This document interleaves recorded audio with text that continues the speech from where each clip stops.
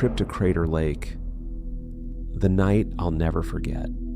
A few years back, I went camping at Crater Lake, Oregon with my little brother and my cousin.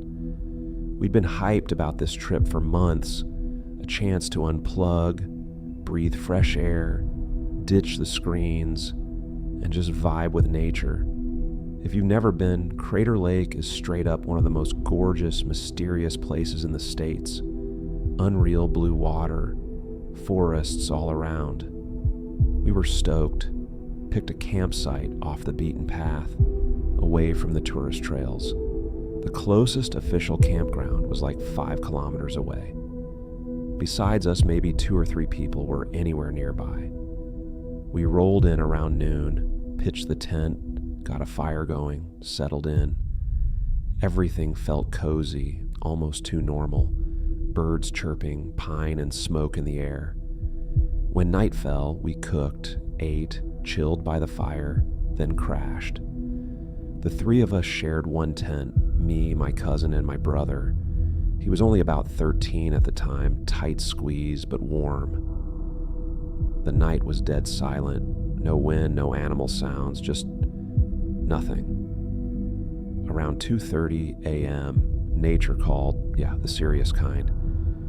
Camping ain't a hotel, so I threw on my boots, grabbed my flashlight, and headed into the woods. Came back 10 to 15 minutes later and instantly noticed something was off.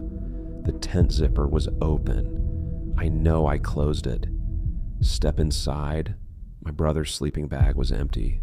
He was gone. At first, I figured, okay, maybe he just went out like me. But minutes kept passing. 5, 10, 15. No sign of him. I called his name, circled the camp with my flashlight. Nothing. Panic hit. Woke up my cousin, and we both started shouting, searching everywhere. Still nothing. We didn't sleep a second that night. By sunrise, it was clear we couldn't handle this alone. We called for help. Rangers brought in a whole search team with dogs and ATVs. They didn't find him until 5 hours later. And get this, he was 16 kilometers away from our camp. 16 in just his underwear. No shoes, no cuts, no scratches. Anyone who's hiked knows in walking that far, barefoot, over mountains and forest without a single injury, impossible. When they found him, he was sitting under a tree looking completely dazed. He remembered nothing, not leaving the tent, not where he went, not why. One moment he was asleep, the next he woke up, surrounded by search dogs and radios. That was hands down one of the most terrifying moments of my life.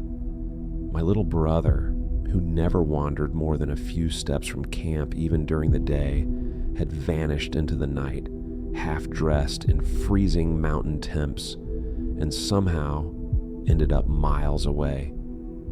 He didn't hear us calling, didn't hear the rangers shouting. It was like he'd been ripped out of reality for hours.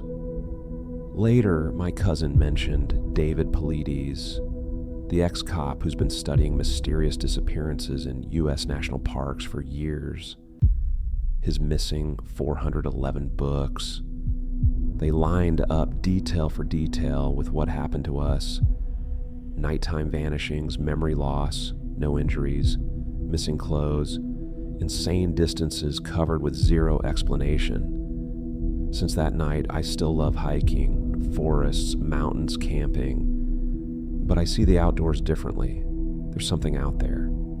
Something you can't see, can't name, and it can take you whenever it wants. Crater Lake is breathtaking, but that night proved it hides something terrifying too.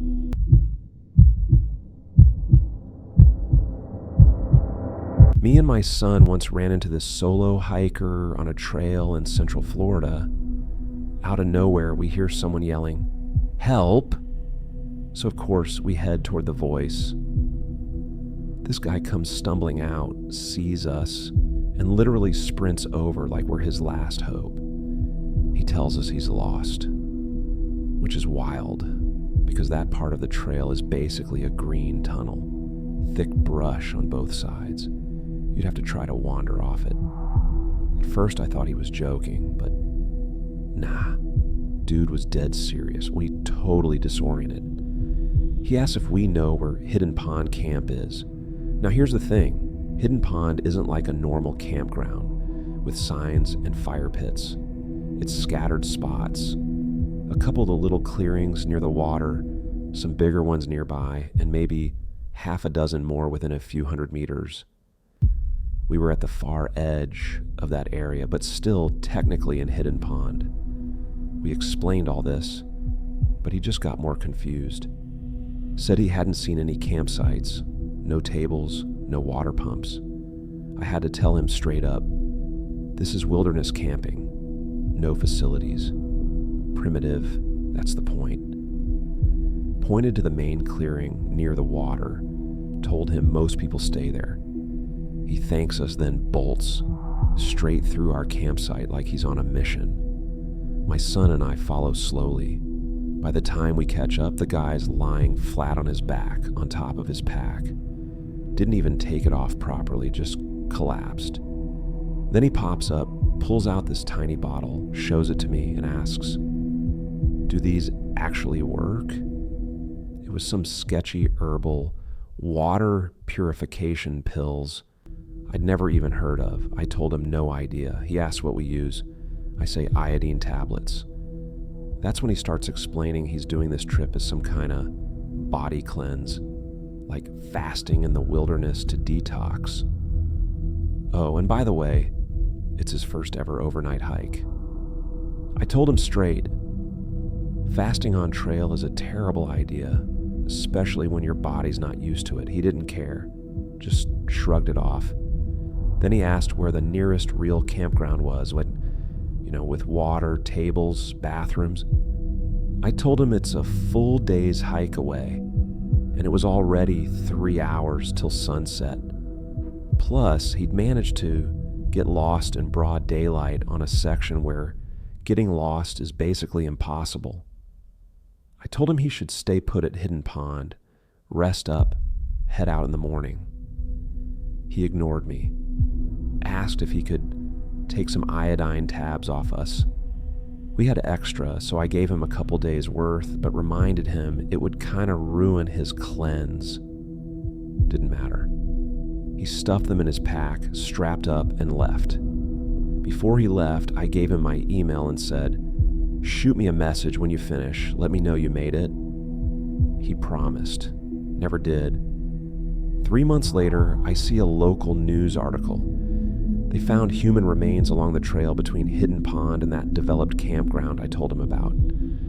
The report described the clothes, brown t-shirt, the exact one he was wearing. We never knew his name. He never gave us any info, and I'll never know if there was anything we could have done to save him.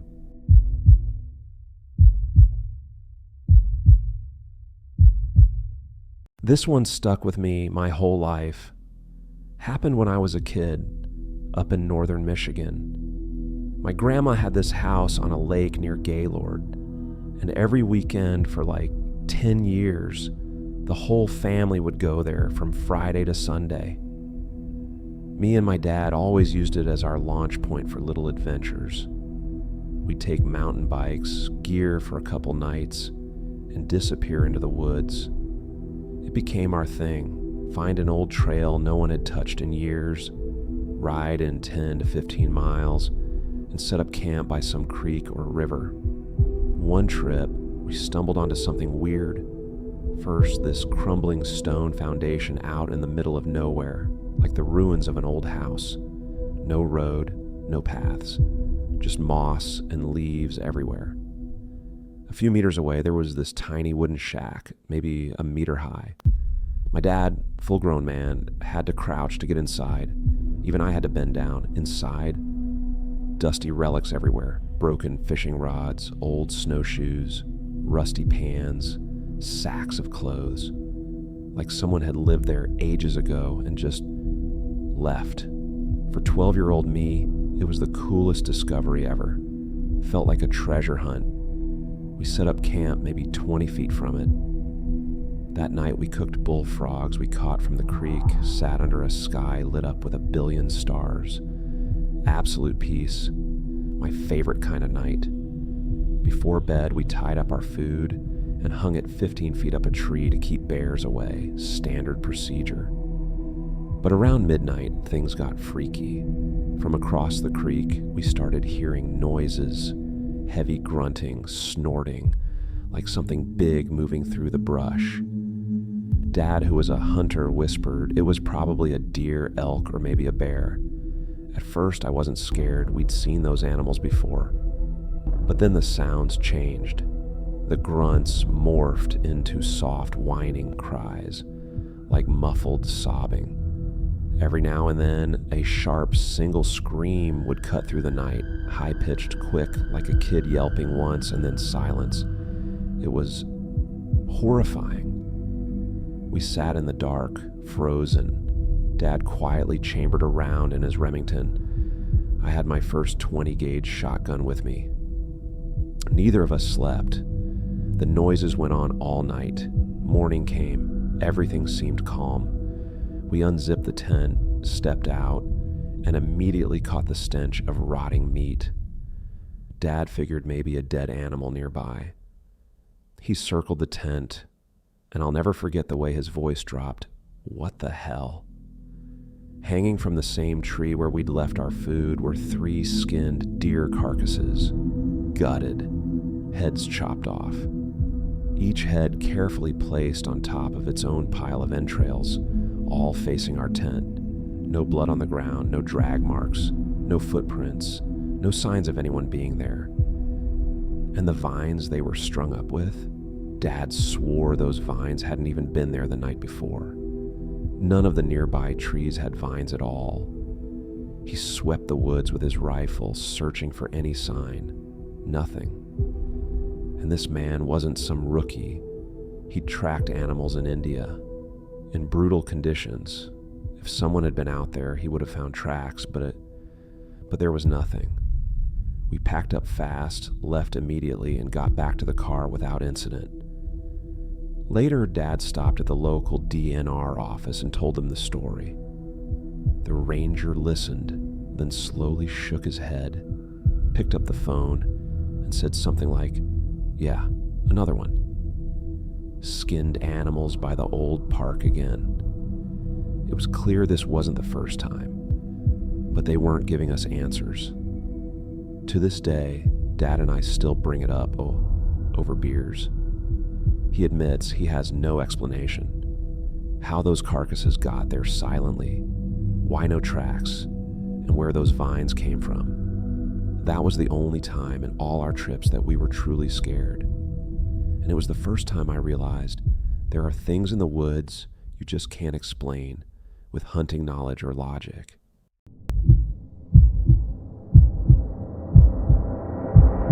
Believe it or not, this actually happened to me.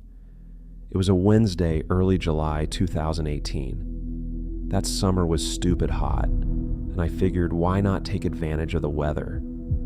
So I planned a little solo hike about 20 kilometers from a tourist base near Alb to this tiny village called Tyresta. There's a camping shelter about 4 kilometers before the village, and that's where I was going to crash for the night. I packed everything the day before and left around noon. Yeah, hiking out in 90+ degree heat was a dumb move, but I told myself, challenge accepted. At first, everything was fine, except I walked 2 kilometers in the wrong direction. Classic me. Eventually found the right trail, took a break around 4 p.m., and by 5:50 I made it to the shelter. The place was dead quiet, that heavy silence you only get way out in the woods. There was a lake nearby, glowing gold in the sunset, peaceful, normal, except there was already a man sitting there, not exactly strange as it's a public spot. But when I said hi, he didn't say a word, didn't even look at me, just sat there staring into nothing. I thought, okay, maybe he's just one of those antisocial types, no big deal. Dropped my pack, unrolled my sleeping bag, went to grab some firewood, came back. He was still sitting in the exact same spot, not moving, not speaking. I lit a fire, cooked dinner, tried to ignore him. By 8 p.m., though, I noticed something that freaked me out. He had zero gear, no backpack, no food, no sleeping bag, nothing. My brain tried to logic it away. Maybe his car was close, maybe he'd leave soon. But hours passed, 9, 10, 11. He never moved. That's when my nerves kicked in. I threw the last logs on the fire and crawled into my bag, hoping to at least rest. I'd barely closed my eyes when I heard footsteps. My heart legit dropped. I grabbed the knife I always keep by my pillow, but the steps moved away, deeper into the forest. I exhaled, unclenched my fingers, but didn't let go of the knife. Somewhere in that haze, I passed out, still gripping the handle. At 3 a.m., footsteps again. This time, he was coming back, and he wasn't empty-handed. He had an axe. I froze, like body shut down, frozen. I'd heard of paralyzed with fear, but I never thought it was real until that moment. Couldn't move. Breathing felt like suffocating. I just laid there pretending to sleep, praying he wouldn't notice. He came right up to me, and then he laid down right next to me. So close I could feel his breath on my skin, like he wanted me to know he was there. And I swear to God, he was smiling. No bag, no blanket, no mat. Just him and that damn axe in his hand. I didn't close my eyes again, not for a second. At sunrise, around 7, he finally moved, stood up, still holding the axe, and casually walked into the woods like he was just going on a morning stroll.